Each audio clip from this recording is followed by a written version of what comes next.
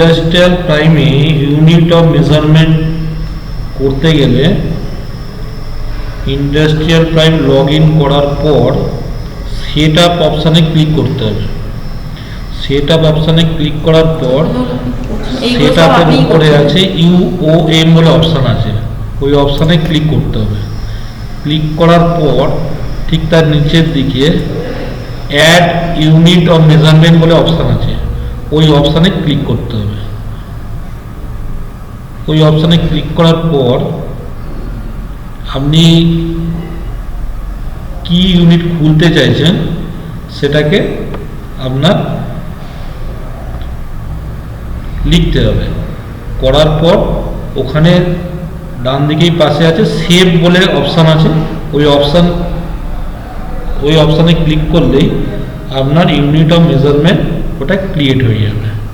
এইভাবেই unit of measurement create করতে হয় ইন্ডাস্ট্রিয়াল প্রাইমে।